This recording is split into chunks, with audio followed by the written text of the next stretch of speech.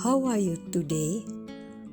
Renungan diinspirasi dari Injil Matius bab 10 ayat 16 sampai 23. Lihat, aku mengutus kamu seperti domba-domba ke tengah-tengah serigala. Sebab itu, hendaklah kamu cerdik seperti ular dan tulus seperti merpati. Tetapi waspadalah terhadap semua orang, karena ada yang akan menyerahkan kamu kepada majelis agama, dan mereka akan menyesah kamu di rumah ibadatnya. Dan karena aku, kamu akan digiring ke muka penguasa-penguasa dan raja-raja sebagai suatu kesaksian bagi mereka dan bagi orang-orang yang tidak mengenal Allah. Apabila mereka menyerahkan kamu, janganlah kamu khawatir akan bagaimana dan akan apa yang harus kamu katakan, karena semuanya itu akan dikaruniakan kepadamu pada saat itu juga. Karena bukan kamu yang berkata-kata, melainkan Roh Bapamu, Dia yang akan berkata-kata di dalam kamu. Orang akan menyerahkan saudaranya untuk dibunuh, demikian juga seorang ayah akan anaknya, dan anak-anak akan memberontak terhadap orang tuanya dan akan membunuh mereka. Dan kamu akan dibenci semua orang oleh karena namaku, tetapi orang yang bertahan sampai pada kesudahannya akan selamat. Apabila mereka menganiaya kamu dalam satu kota yang satu, larilah ke kota yang lain, karena aku berkata kepadamu, sesungguhnya sebelum kamu selesai mengunjungi kota-kota Israel, Anak Manusia sudah datang. Demikianlah sabda Tuhan. Terpujilah Kristus.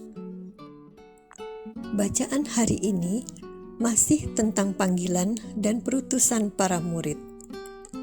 Yesus menyadari para murid dalam perutusannya akan seperti domba yang dikirim ke tengah-tengah serigala. Para murid akan menghadapi tantangan, bahaya, penolakan, ejekan, bahkan penganiayaan dari orang-orang sekeliling mereka. Dari awal, Yesus sudah menegaskan bahwa mengikuti Dia akan banyak tantangan dan cobaan. Sejak awal terbentuk, umat Kristen harus menghadapi berbagai tantangan dan penganiayaan. Inilah yang dialami para martir yang berkorban di berbagai negara. Sampai saat ini pun, kita dihadapkan dengan penolakan dan penganiayaan atas nama agama di dalam negeri maupun di luar negeri. Untuk menghadapi hal ini dan membuat kita kuat, Yesus memberikan 3 kiat. Pertama, kita diminta untuk menjadi cerdik seperti ular, yang kreatif dan penuh waspada. Dengan kreatif, kita bisa membuat gagasan-gagasan baru untuk memenuhi tuntutan masyarakat akan kemajuan teknologi dalam mengkomunikasikan dan mewartakan Injil. Salah satunya yang kita buat dengan kelompok penulis renungan kita. Kedua, kita diminta untuk tulus seperti merpati.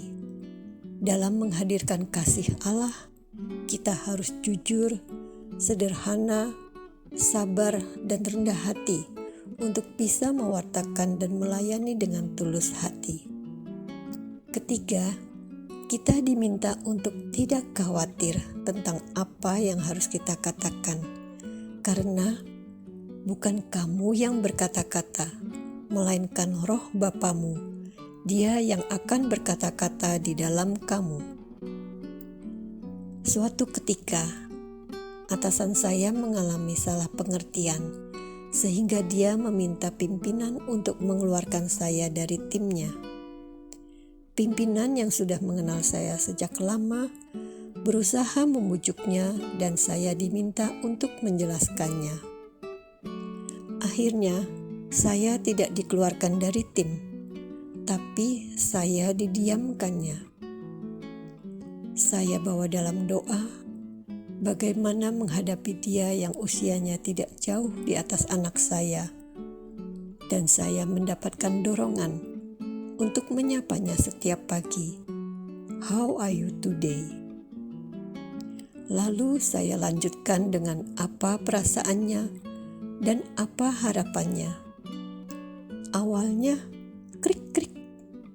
Lama-lama dia jadi sering curhat dan kami menjadi akrab. Roh Kudus telah menempatkan kata-kata yang tepat keluar dari mulut saya. Marilah kita berdoa. Ya Bapa, puji dan syukur atas penyertaan-Mu di sepanjang hidupku. Pimpinlah aku selalu dalam Roh Kudus-Mu, agar apa yang aku katakan dan lakukan selalu seturut kehendak-Mu. Kuatkan aku untuk tetap menjalani hidup sejalan dengan Injil dan terus tanpa lelah mewartakan Injil sepanjang hidupku. Amin.